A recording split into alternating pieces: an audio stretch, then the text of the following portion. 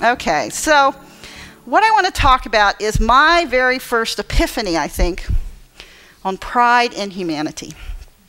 And I found it in a common place called a musical. I loved my drama teacher. I think that's why I'm such a lesbian thespian, okay? So, but I found it in the song, "The Farmer and the Cowman Should Be Friends." Anybody know that one? Farmer and the cowman should be friends. Oh boy. It was in Oklahoma. Has anyone heard of the play Oklahoma? Okay, has anyone heard of the state of Oklahoma? Let's really work. Oh good, we got more hands. Okay. So, what happens is there's this wonderful moment, because it's a big dance theme and, lots of dancing. And they're singing "The Farmer and the Cowman." I wanted to have Jane sing this, but I'm going to torture you now with my voice. But then there's a point where they say one man likes to push a plow, the other likes to chase a cow. But that's no reason why they can't be friends. And then in the middle of this big dance theme, Aunt Eller. Hi, all of y'all know Aunt Ellers in your life. So Aunt Eller stops it, and she says, she actually sings it, "I'd like to teach you all a little saying and learn the words by heart the way you should. I don't say I'm no better than anybody else, but I'll be danged if I ain't just as good." So, Aunt Eller. Now, there's a typo on this. J-U-S-T should actually be spelled J-I-S-T. So, there you go. So, we are a liturgical service, so we're going to make a liturgy out of it. Okay? So I'm going to say the first part, and then you can respond with the second. So, I don't say I'm no better than anybody else, but I'll be danged if I ain't just as good. All right. Aunt Eller would be proud of you. Excellent.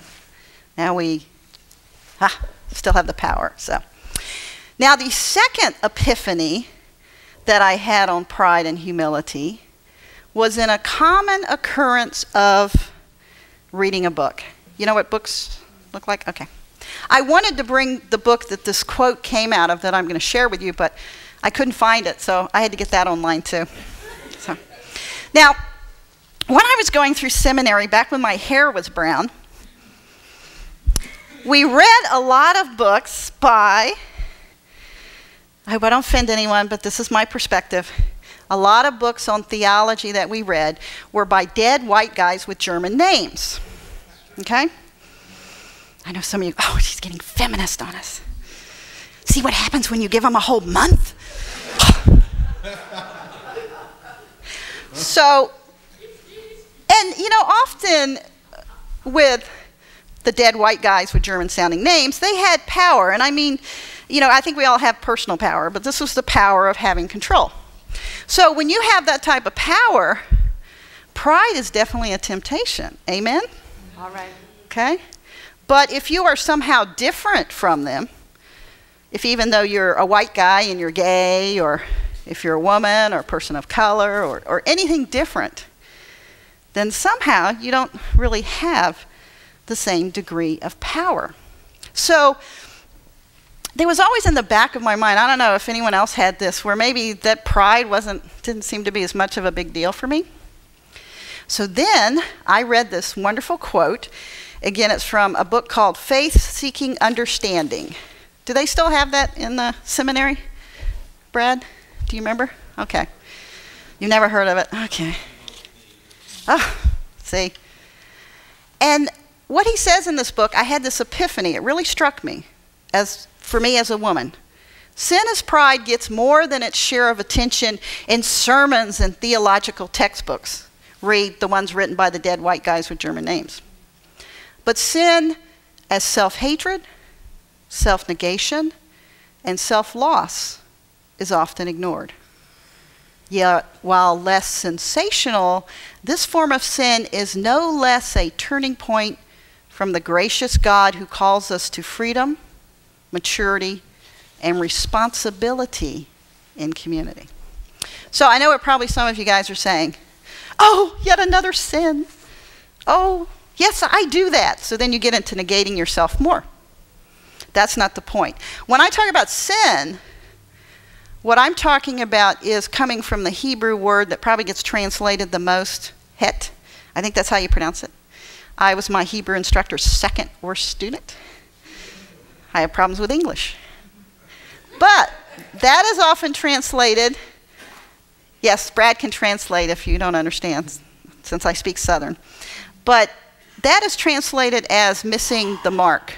So the sin of pride or the sin of self-negation is where we are missing the mark. Now, I would like to confess that I am guilty of both sins. I have had some prideful moments, and I've also had moments of self-negation. And who knows us better than our partners, particularly when we have been with them for 20 years. And Jerry knows this, sometimes I can get a little narcissistic. In fact, I gave Jerry this card that she really loved.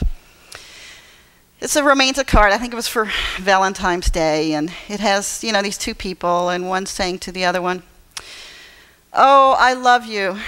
I look into your eyes, and I see me, and wow, I'm really cute. You know, I'm really hot." So, she loves that card. But I have also been guilty of not only self-negation, of not only, you know, being comfortable with myself and what gifts I might bring, but, and I know I'm probably the only one in the room who does this, I've also been guilty of false humility when I'm fishing for a compliment. All right. Oh, this whole thing. Oh. So, and when we often are doing sort of that self-negation where we are almost needing that positive input, it really isn't humility. It's annoying. And actually even, well, okay, I might be reaching here. You guys ever heard of a guy named Charles Dickens? Okay, the teacher does. That's good. Now, Charles Dickens and David Copperfield had this villain called Uriah Heep. And I know some of you said, "Oh, I thought that was a rock band." Okay. And some of you don't know Charles Dickens or the rock band. That's okay. I can't help you out, but maybe later. And Uriah Heep, he was the villain. What he would always do is talk about how humble he was. "Oh, I'm just so humble." But he actually wasn't. So with pride and humility, humility, I think, is again saying, I'm not better, and I'm not any worse. I may have different gifts, but we are still equal in the eyes of God. I don't know if you guys know Michael Beckwith, who is a wonderful preacher. I heard a sermon of his in Agape, and he talks about that he visited an African tribe, and their tradition is that when you give someone when someone gives you a compliment, you turn to them and you say, "Thank you, it's true." So let's practice. This is interactive.